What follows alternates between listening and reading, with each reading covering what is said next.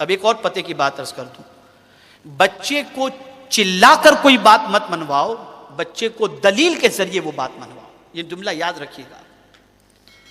آپ اگر چلا کر بچے سے کہیں گے تو یہ کر، نہیں، اس کی بجائے کہ بیٹے یہ کرنے میں آپ کے لیے یہ فائدہ ہے اور نہ کرنے میں یہ نقصان ہے، یہ انداز سے جتنا آپ بچے کو سمجھا سکیں گے اتنا چلا کر ڈانٹ ڈپٹ کر کے بچے کو نہیں سمجھا سکیں گے. اسی لیے محدثین اور صوفیہ فرماتے ہیں اپنے بچوں کو جب تربیت دو تو جو بچوں کو سمجھانا ہے ان کو دلیل کی زبان میں سمجھاؤ، بچے کی سمجھ میں اچھی طریقے سے یہ بات انشاءاللہ العظیم آ جائے گی. اب آخری بات، 3 چیزیں خاص طور پر اپنی اولاد کو سکھانے کا حکم آقا کریم صلی اللہ تعالی علیہ وسلم نے عطا فرمایا. رسول گرامی وقار صلی اللہ تعالی علیہ وسلم ارشاد فرماتے ہیں اپنی اولاد کو 3 چیزوں کی تعلیم دو. پہلی چیز، اپنے نبی کی محبت سکھاؤ،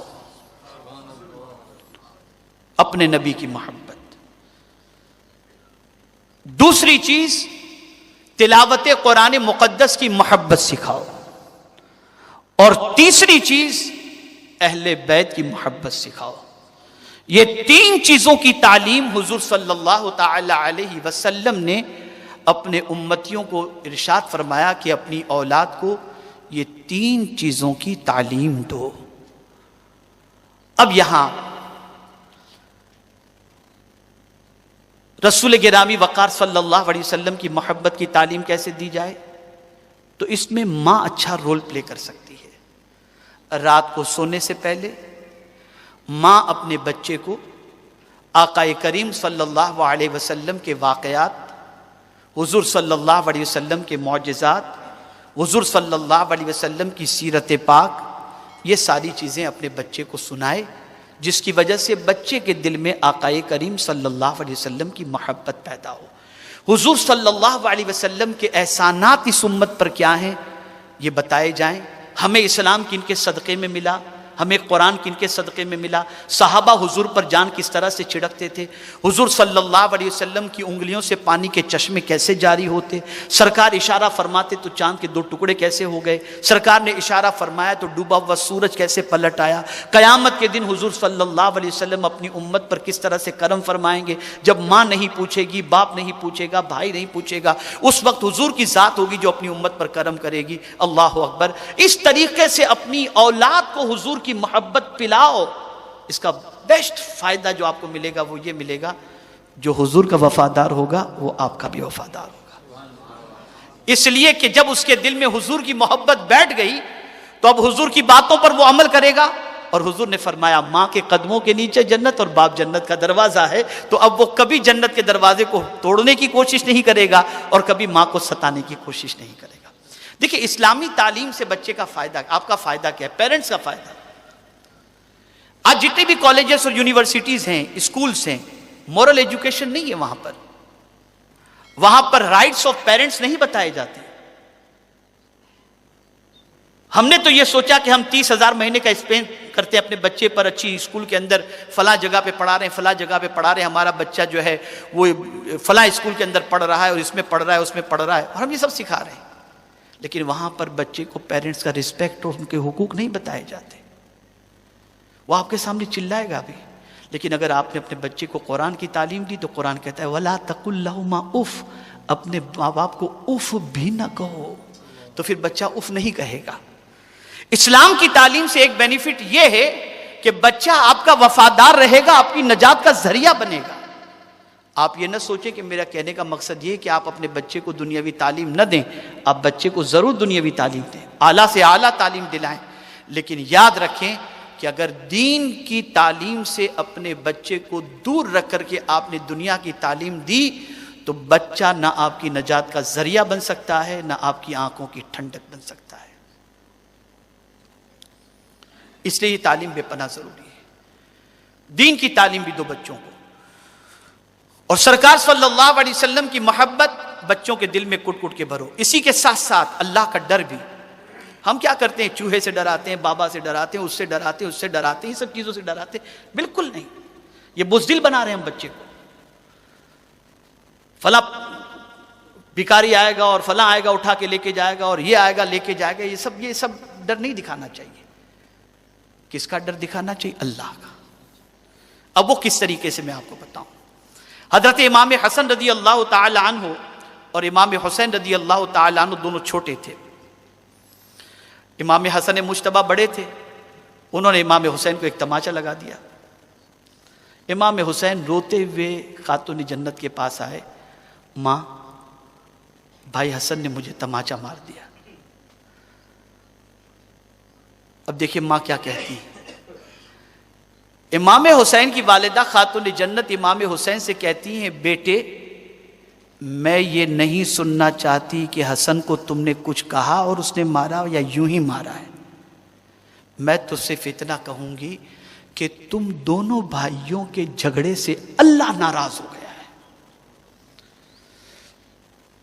جب خاتون جنت نے یہ کہا تو امام حسین رو پڑے. اب دیکھیں ٹریننگ کیسی ہوئی تھی، چونکہ بچپن میں اللہ سے ڈر پلایا گیا تھا نا، تو جب اللہ کی ناراضگی کی بات آئی تو لرز گئے امام حسین اور عرض کرنے لگے، ماں اللہ ناراض ہو گیا، ماں میں اپنے رب کو کیسے مناؤں، اس سے کیسے راضی کروں. تو خاتون جنت نے فرمایا، حسین وضو کرو، سجدے میں چلے جاؤ اور سجدے میں رو رو کر اپنے رب سے معافی مانگو، تمہارا رب تم سے راضی ہو جائے گا. یہ ہے ٹریننگ، یہ ہے تربیت. ہم اپنے بچوں کے دل میں اللہ کا ڈر پیدا کریں، اللہ کا ڈر پیدا کریں. اچھا یہاں ایک اور چیز میں عرض کر دوں کہ آج ایک سسٹم چل پڑا ہے، چاہے آپ کا گھر ہو چاہے میرا گھر ہو، کسی کا گھر بھی اس سے محفوظ نہیں. گیجٹ. ہمارے بچے 2 سال کے، ہم فخر سے کہتے ہیں میرا بیٹا میرا پوتا تو 2 سال کا ہے یار، وہ موبائل اور انٹرنیٹ سب جانتا ہے، وہ سب اس کو آتا ہے. ہم اسے پراؤڈلی کہتے ہیں. اور ایک گیم 50-50 ہزار روپے کی گیم آتی ہے، بچے لاتے ہیں، ماں باپ لاتے ہیں، دلاتے ہیں اور بچے کھیلتے ہوتے ہیں. آپ یقین مانیں کہ یہ ہم اپنے بچے کی تباہی کا سامان اپنے بچے کے ہاتھ میں دے رہے ہیں. اس لیے کہ جن گیم کو بچہ کھیلتا ہے اس کا کیریکٹر بچے کے ذہن میں اس عمر کے اندر محفوظ ہو جاتا ہے، اور وہ کیریکٹر دن بھر اس کے دل و دماغ کے اندر جب بیٹھا رہے گا تو اس کیریکٹر کو ایڈاپٹ کرنے، اس کیریکٹر کو اپنانے کی بچہ کوشش کرے گا. اس لیے اگر آپ اپنے بچے کو کچھ سکھانا چاہتے ہیں تو میری گزارش ہے کہ ایسی چیزوں کی طرف اپنی توجہ کو نہ لے جائیں. اگر آپ دیکھتے ہیں کہ دوسرے بچوں کے پاس جب موبائل ہے تو میرا بچہ بھی ضد کرتا ہے، اس کے پاس گیم ہے تو میرا بچہ بھی گیم کے لیے ضد کرتا ہے، تو کوئی اچھی چیز اس بچے کو گیم کے اعتبار سے نہ ہو، کوئی اور چیز ہو، اس طریقے کی چیز اسے دلائل کی روشنی میں سمجھا کر اسے دیں، تاکہ بچہ ایسا کوئی کیریکٹر اپنے دل و دماغ میں محفوظ نہ کر لے جس کی وجہ سے اس کا فیوچر ڈارک ہو جائے اور وہ بچہ تباہی اور بربادی کے دہانے پر پہنچ جائے. تو پہلی چیز آقا کریم صلی اللہ علیہ وسلم کی محبت، دوسری چیز تلاوت قرآن مقدس کی محبت. اپنے بچوں کو قرآن کی تلاوت کا عادی بنائیں. آقا کریم صلی اللہ تعالی علیہ وسلم نے فرمایا، وہ گھر قبرستان ہے جس گھر کے اندر قرآن کی تلاوت نہیں ہوتی.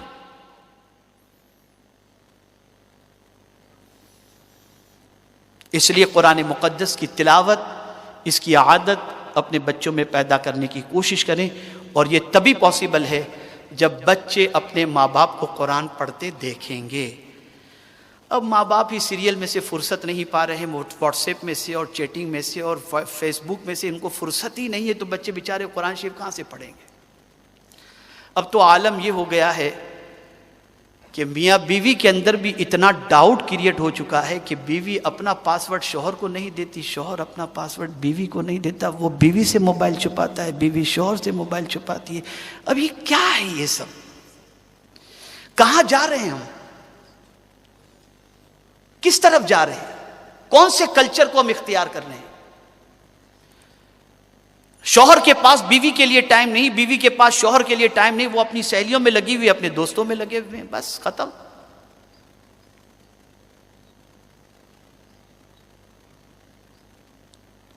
اگر اپنی دنیا اور آخرت برباد نہیں کرنی تو میری ریکویسٹ ہے کہ ان چیزوں سے پرہیز کریں اور قرآن مقدس کو اپنی زندگی کے لیے بہت بڑا سرمایہ تصور کرتے ہوئے اس کی تلاوت کی عادت اپنی زندگی میں اپنانے کی کوشش کریں۔ تو دوسری چیز قرآن مقدس کی تلاوت۔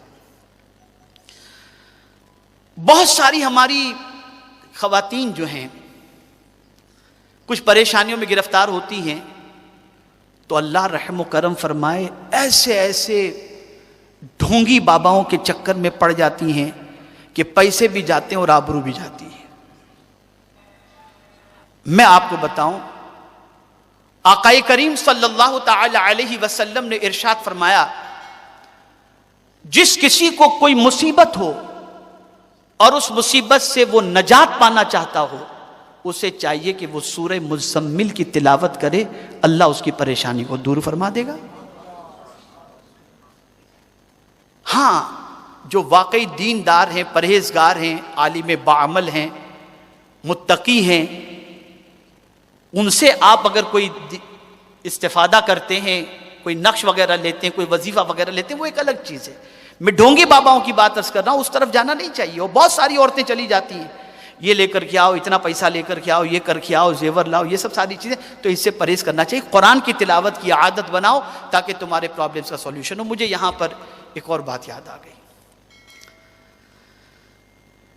سیدنا عثمان غنی رضی اللہ تعالیٰ عنہ کے دور پاک میں، چونکہ میری بہنیں موجود ہیں یہاں پر، بچیاں موجود ہیں، اس لیے میں سوچ رہا ہوں کہ کچھ مفید بات ان کو بتا دوں، شاید تربیت کے ساتھ ساتھ یہ چیز بھی وہ یہاں سے لے کر کے جائیں۔ حضرت عثمان غنی رضی اللہ تعالیٰ عنہ کے دور پاک کے اندر ایک صحابی بیمار ہوئے، غریب تھے وہ۔ حضرت عثمان غنی رضی اللہ تعالیٰ عنہ ان کے لیے دولت لے کر کے پہنچے، اور جب انہوں نے ان کی طبیعت دیکھی، انہیں یقین ہو گیا کہ اب زیادہ دنوں تک یہ شاید نہ رہ سکیں، تو انہوں نے وہ دولت دی، کہا اسے قبول فرما لیں۔ کہا نہیں، مجھے اللہ تعالیٰ عطا فرمائے گا، اور وہ کرم فرمانے والا ہے، وہی مجھے شفا بھی عطا فرما دے گا۔ کہا نہیں، اگر آپ کو کچھ ہو گیا تو یہ آپ کی اولاد کے کام آئے گا۔ تو جانتے ہیں وہ صحابی نے کیا جواب دیا؟ وہ اٹھ کر کے بیٹھ گئے اور حضرت عثمان غنی رضی اللہ تعالیٰ عنہ سے انہوں نے کہا، آپ کیا سمجھتے ہو میرے مرنے کے بعد، ان کو صرف بیٹیاں تھیں، تو انہوں نے کہا آپ کیا سمجھتے ہو میرے مرنے کے بعد میری بیٹیاں بھوکوں سے مریں گی؟ یہ کبھی نہیں ہو سکتا، میری بیٹیاں کبھی فاقے میں گرفتار ہو ہی نہیں سکتی۔ تو حضرت عثمان غنی رضی اللہ تعالیٰ عنہ نے فرمایا، اتنا کانفیڈنس کے ساتھ آپ کیسے کہہ رہے ہیں؟ کہا میرے آقا نے فرمایا کہ جو اپنی بچیوں کو سورہ واقعہ سکھا دے اور جو عورتیں رات کو سورہ واقعہ پڑھیں، ان کے گھر میں کبھی فاقہ آ ہی نہیں سکتا۔ تو میں نے اپنی بچیوں کو یہ سکھا دیا ہے، یہ سکھا دیا ہے۔ ہم ان چیزوں کی تعلیم دیں، اور اہل بیت کی محبت یہ بہت بڑا سرمایہ ہے کہ اللہ رب العزت جل جلالہ کے پیارے حبیب صلی اللہ تعالی علیہ وسلم نے اپنے دین کی خدمت کا صلہ اپنی امت سے کچھ نہیں مانگا، صرف اتنا فرمایا کہ میری اہل بیت سے محبت کرو۔